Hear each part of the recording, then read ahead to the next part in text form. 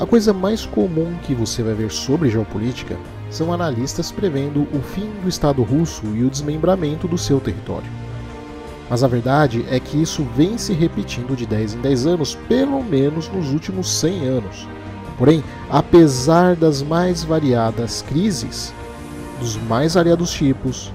a Rússia continua de pé, sendo o ator de enorme força e com capacidade de equilibrar ou desequilibrar a ordem mundial de acordo com os movimentos que faz. No vídeo de hoje, vamos falar da geopolítica da Rússia. Mas antes disso, não se esqueça de apoiar o único canal de geopolítica em português que existe, que é o canal Geopolítica Mundial, se inscrevendo e compartilhando o vídeo com todo mundo que você conhece. O meu nome é Leon Peta e esse é o Geopolítica Mundial.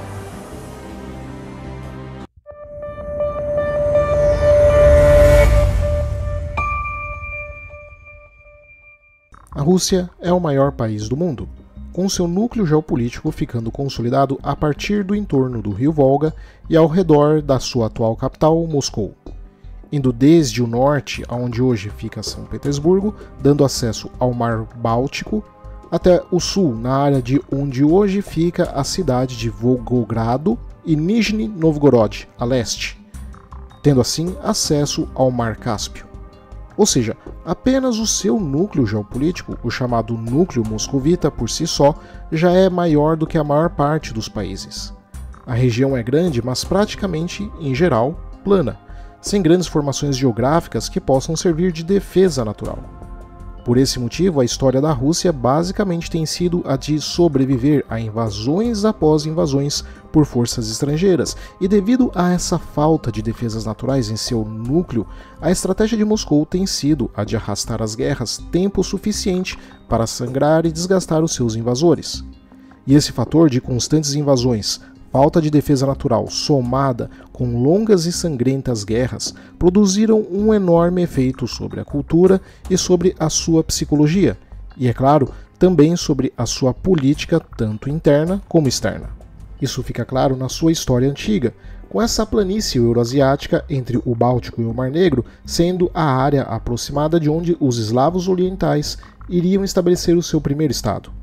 ficando aqui por causa dos recursos naturais, do espaço para expansão e das viagens relativamente fáceis ao longo das rotas dos rios e bons locais para fundar cidades e vilas. No entanto, como essa região não oferece segurança, ela sempre foi um convite aberto para invasores em potencial, tanto do leste como do oeste, que desejavam tomar essa terra fértil para si. E uma vez que eles o faziam, então esses invasores deveriam permanecer fortes e vigilantes para defender as suas terras contra os próximos invasores que certamente viriam. O primeiro grupo identificável de pessoas que controlavam as estepes eram os cimérios por volta de 1000 anos antes de Cristo, até serem conquistados por os povos nômades chamados de citas por volta de 700 anos antes de Cristo até 200 antes de Cristo, quando são conquistados pelos sarmatianos, que iriam manter essa região até 370, quando iriam ser finalmente arrasados pelos hunos. A devastação dos hunos foi tão grande que a região não teria nenhuma força unificada e relevante até o século VII, quando os ávaros assumiram o controle da estepe ao norte do Mar Negro, que seriam por sua vez subjugados já pelos khazares. Em outras palavras, a região nada mais foi, por 2000 anos, do que um entreposto para que conquistadores do passado fossem conquistados por conquistadores do futuro. O que finalmente iria mudar quando um príncipe de Kiev, em 966, iria derrotar os khazares, formando o protótipo de Estado russo que viria a surgir no futuro, aonde hoje fica a parte da Ucrânia, Rússia e Bielorrússia. A origem do primeiro Estado russo, conhecido como Kievan Rus, é incerta e tem sido objeto de debate histórico há muito tempo. O problema, pelo menos para os russos, é que os fundadores desse Estado provavelmente eram estrangeiros, comerciantes guerreiros da Escandinávia, conhecidos como vareks, e o termo Rus provavelmente se refere a esse povo. Mas também é possível que se refira a alguns eslavos orientais que já viviam na região há vários séculos antes. Mas se por um lado Kiev Rus seria a fundação da futura Rússia, o que irá pavimentar, por outro, os meios para que ela de fato nascesse iria ser, ironicamente, a força invasora dos mongóis. tribos nômades que viviam no pasto norte da China e eram guerreiros montados e excelentes cavaleiros. A invasão mongol de Kievan Rus se dá em 1237 com um ataque contra o Principado Oriental de Ryazan, e já em 1240 os mongóis atacariam a cidade de Kiev, capital da Kievan Rus. A destruíram completamente, com a maioria dos habitantes sendo morta ou levadas como escravos.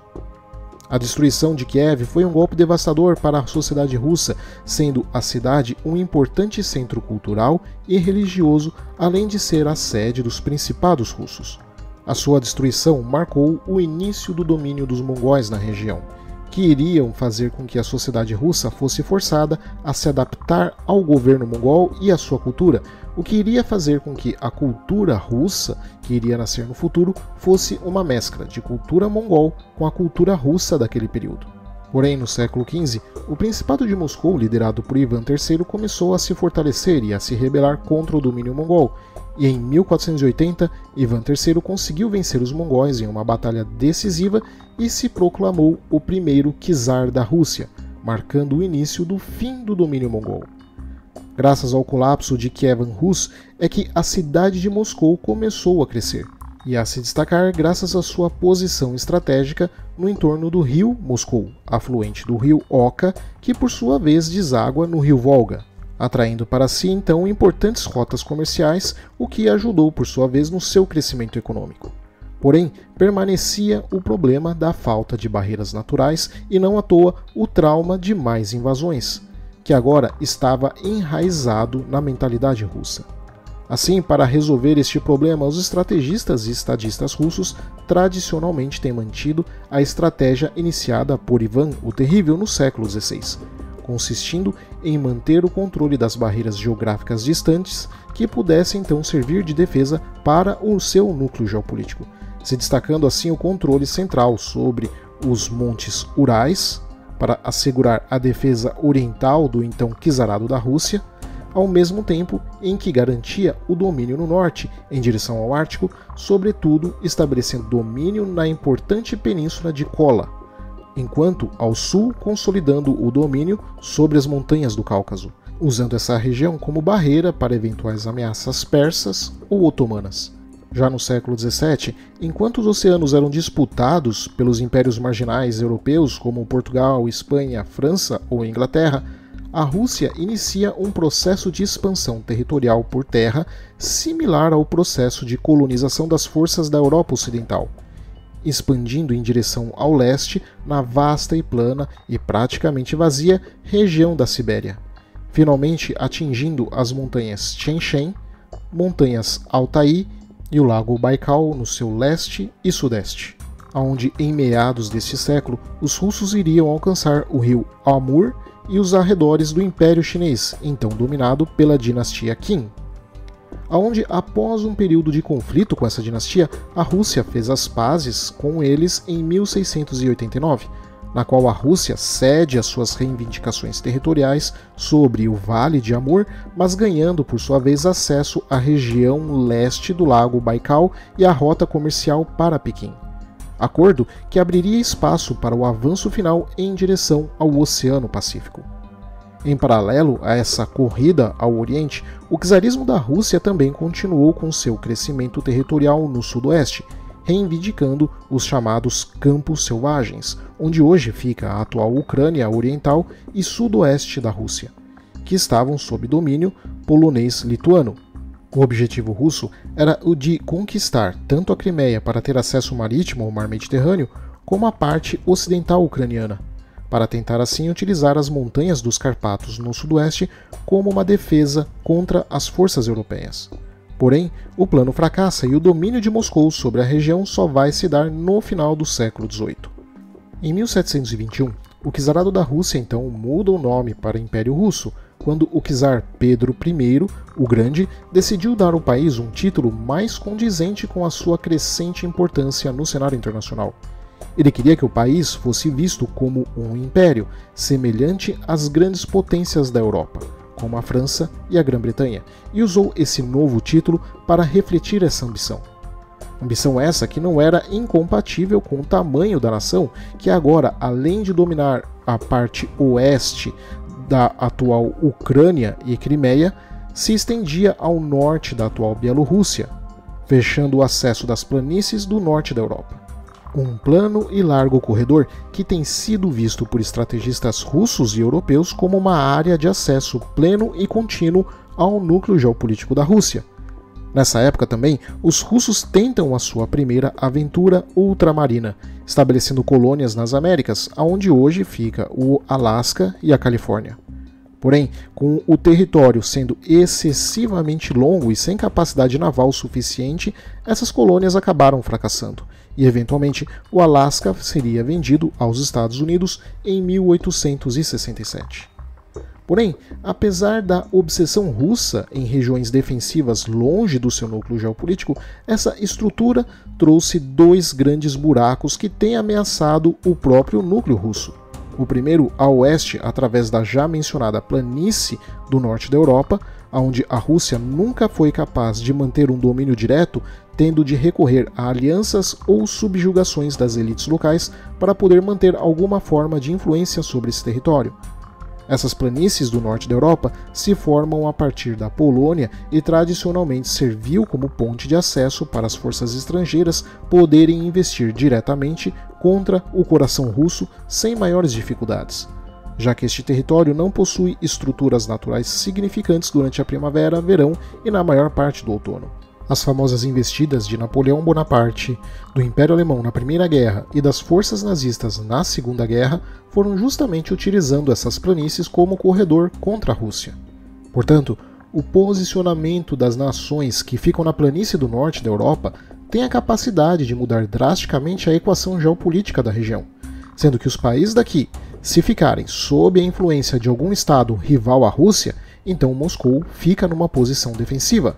Mas, por outro lado, se essas nações ficarem sob o controle direto ou indireto de Moscou, então é a Rússia que consegue colocar os países da Europa Ocidental em uma posição defensiva. E o segundo, através dos planaltos cazaques no sul, sendo que estes foram referidos pelo geopolítico polonês radicado nos Estados Unidos, Brzezinski, como sendo a barriga mole russa, ou seja, uma principal área de vulnerabilidade do Estado russo, por ela estar na sua parte central e oriental, onde há uma diversidade étnica e cultural distante das características do entorno de Moscou, enquanto ao mesmo tempo é uma região muito pouco povoada e sem grandes empecilhos geográficos. Contudo, essa característica geopolítica russa recebeu um adicional estratégico a partir da metade da Guerra Fria, que é a questão ártica ao norte, que devido ao seu enorme potencial energético e mineral, uma vez que a região possui no mínimo 1/5 das reservas de petróleo e gás natural não explorados no mundo, possui também uma vasta reserva de metais críticos e de elementos de terras raras, que são recursos fundamentais no desenvolvimento tecnológico do século XXI. Sendo que, ainda durante a Guerra Fria, a Rússia já tinha decidido construir uma série de bases militares e instalações científicas para monitorar a região e garantir a sua segurança no início do século XXI. A Rússia, então, começou a investir em projetos de infraestrutura para aproveitar ao máximo as riquezas da região ártica. Isso incluiu a construção de portos, aeroportos e estradas para facilitar o acesso à região. Além do que, os russos têm buscado fortalecer a sua presença militar na região ártica, construindo bases militares e desenvolvendo novos equipamentos para operações específicas nessa região. Isso inclui o desenvolvimento de submarinos nucleares e navios de guerra capazes de operar em condições climáticas extremas. Militarmente, o sucesso do seu estabelecimento sobre o Ártico também poderá consolidar a capacidade estratégica de Moscou sobre a América do Norte, podendo então projetar a sua capacidade aeronaval e balística sobre o seu principal rival, os Estados Unidos. Outro ponto geoestratégico importante dos soviéticos e que foi herdado pela Rússia se dá em sua meta geopolítica, ou seja, a geopolítica no espaço sideral. Como durante a Guerra Fria, Estados Unidos e União Soviética competiam por imagem e tecnologia, o programa espacial soviético logo passou a ver o espaço como uma forma de Moscou burlar os pontos de enforcamento que podiam sufocar as suas forças armadas em terra. Hoje, esta ideia é mantida por Moscou, que em parceria com outros países, em especial a China, tem mantido um robusto e eficiente programa de expansão sideral, visando até mesmo a colonização da Lua e talvez, em um futuro mais distante, do Sistema Solar. Além disso, a questão espacial russa, por ser tão desenvolvida, alimenta o terror dos seus rivais, que temem que no futuro Moscou possa vir a militarizar o espaço sideral. A percepção geoestratégica russa deve então, mesmo nos dias de hoje, ser entendida a partir da estratégia do czar Pedro o Grande, onde a ideia era a da Rússia seguir com avanços em todas as direções possíveis. Assim, a equação era simples. Para que o Estado russo sobreviva a tentativas de invasões estrangeiras, a Rússia deveria ter o controle sobre as zonas tampão ou de amortecimento, podendo assim criar atritos que desgastassem eventuais inimigos. Essa questão dos pontos de passagem e vulnerabilidade ficam mais óbvios a partir de uma perspectiva ampla, sinalizando cada um deles, se iniciando então a partir das montanhas dos Carpatos, Mar Negro, montanhas do Cáucaso, Mar Cáspio, Mar de Aral, montanhas Tian Shan, montanhas Altai, Lago Baikal e Rio Amur, servindo como bloqueadores geoestratégicos, enquanto a planície do norte da Europa, a passagem Bessarábica ao norte dos Balcãs, corredor Kazakh e corredor Mongol sendo os meios de acesso plano aos territórios russos. Nesse sentido, se destaca o Mar de Aral, por esse que no passado foi um bloqueador, hoje sendo parte do acesso do corredor Kazakh. Este mar que é considerado um dos piores desastres ambientais da história, além de bloqueador, foi uma próspera fonte de pesca para a União Soviética. Porém, a combinação de fatores climáticos naturais, somado com o uso descontrolado de canais para abastecer a produção de algodão, acabaram secando a maior parte do Mar de Aral, que hoje, ao invés de ser um bloqueador, se tornou parte do acesso. Mas isso teve um custo pesado, pois se geopoliticamente o seu tamanho garantiu a sobrevivência do Estado russo, por outro lado, o estabelecimento quase artificial de cidades em sua parcela oriental teve um enorme custo humano, sendo um enorme desgaste político de Moscou para manter o controle firme sobre essas regiões. Afinal, a própria colonização do leste foi através da imigração forçada, sendo ainda mais intensificada pelo sistema soviético durante o período stalinista, o que trouxe como consequência uma enorme mortalidade humana, principalmente pela fome, uma vez que os colonos, em geral, apesar de serem forçados a ir para a parte interior da União Soviética, não receberam suporte em quantidade suficiente do Estado soviético. E em muitos casos, a imigração era até mesmo uma punição ou uma forma de enfraquecer sentimentos regionalistas que pudessem vir a evoluir para movimentos separatistas no futuro. Além disso, abastecer a sua população oriental sempre foi um desafio para Moscou. Afinal, ainda que curiosamente, se por um lado a Rússia possui vastas quantidades de terras aráveis e altamente produtivas, além de uma boa capacidade industrial para gerar alimentação e abastecimento, não só à sua própria população, mas também para parte da população mundial, por outro lado, o seu vasto tamanho e falta de rios navegáveis sempre foi um problema logístico enorme. Assim, o problema russo, tradicionalmente, não tem sido o de gerar capacidade alimentar, mas o de escoar essa produção para o mercado global, uma vez que o seu interior é carente de rios navegáveis e os poucos que são navegáveis ficam congelados boa parte do ano. Outra questão dessa estratégia foi o fato de que o estabelecimento de um vasto império cheio de regiões que poderiam servir de escudo contra eventuais forças invasoras também, ao mesmo tempo, aumentou o número de interações e atritos geopolíticos com forças estrangeiras. Ou seja, a Rússia eventualmente colocou a si mesma também em posição de confrontação permanente com quase cada força geopolítica de expressão na Eurásia, com a França, a Alemanha e Inglaterra ao oeste, Turquia e Irã ao sul, China e Japão a leste, Canadá ao norte e até mesmo no seu ponto mais extremo oriental, com os próprios Estados Unidos através do Estreito de Bering. Esses constantes atritos, somados com as divergências internas, obrigam a Rússia, independente do seu modelo político-econômico, a possuir o tempo todo uma grande capacidade militar e de inteligência, tanto interna como externa, o que por sua vez geram, além de um pesado custo econômico, um fortalecimento histórico da elite ligada às forças de segurança. Seja no Czarado de Moscou, Império Russo, União Soviética ou Federação Russa, seu histórico de atrito e desconfiança de vizinhos e sua cultura que fortalece as elites ligadas a esses corpos de segurança tomam a implementação de uma democracia liberal aos moldes ocidentais uma utopia muito pouco provável de algum dia vir a acontecer. Pois na história da Rússia, um governo fraco sempre resultou em insurgências e revoltas que causaram mais mortes até mesmo do que guerras ou do que governos fortes ou autoritários. Em outras palavras, a Rússia é um estado que luta pela sua sobrevivência o tempo todo.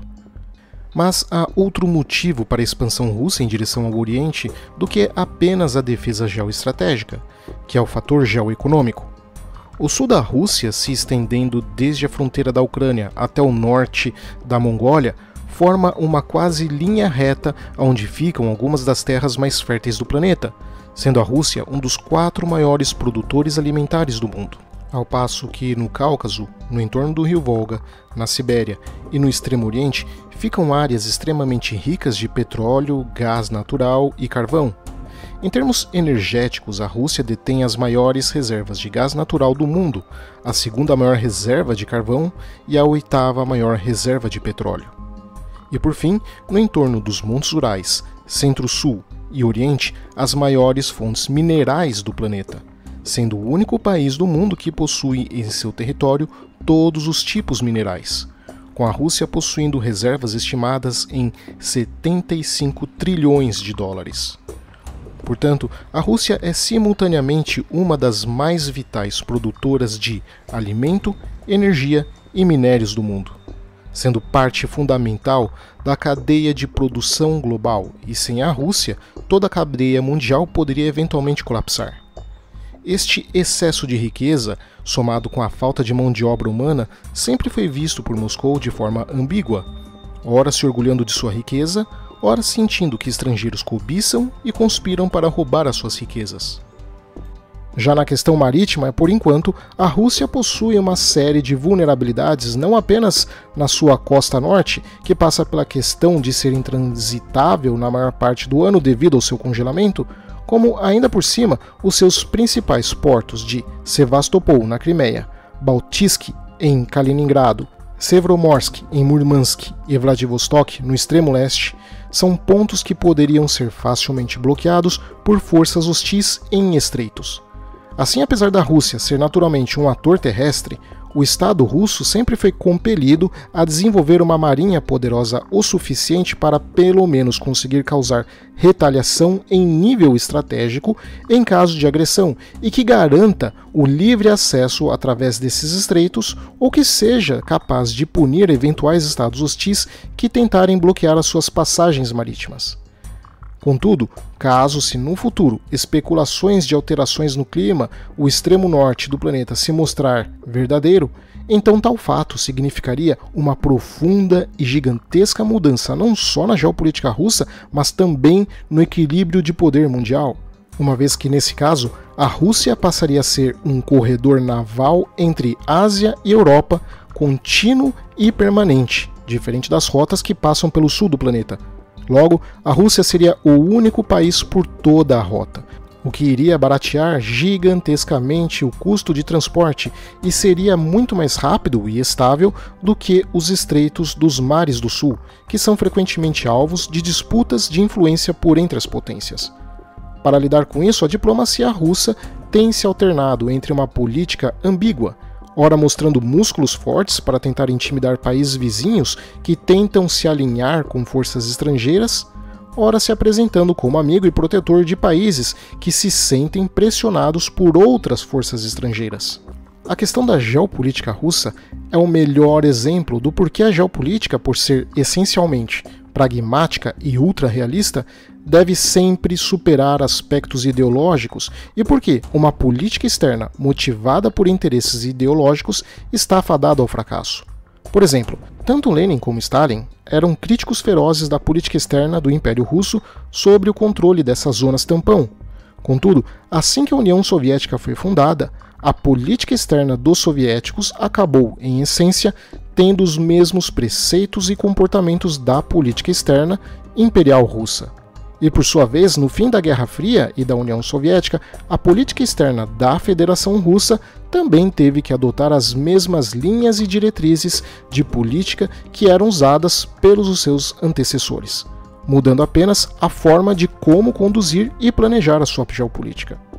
Historicamente, a Rússia não só se viu dividida entre Oriente e Ocidente, mas também como uma ponte do mundo europeu com o mundo asiático, priorizando desde a fundação do Império Russo em 1721 as suas relações com a Europa, por esta ser, obviamente, culturalmente mais similar à cultura moscovita, e também porque é em sua parcela territorial europeia aonde fica a vasta maior parte de sua população.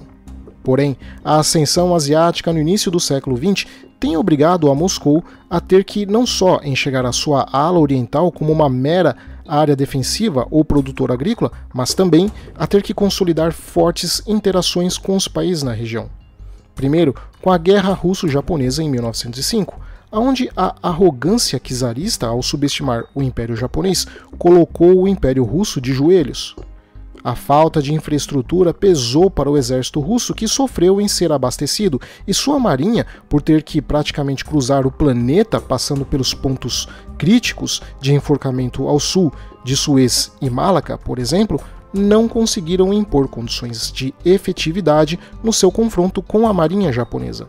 E durante a Segunda Guerra Mundial, os soviéticos só se sentiram confortáveis em focar todo o seu esforço de guerra contra os alemães quando souberam que os japoneses não estavam interessados em atacar a sua ala oriental.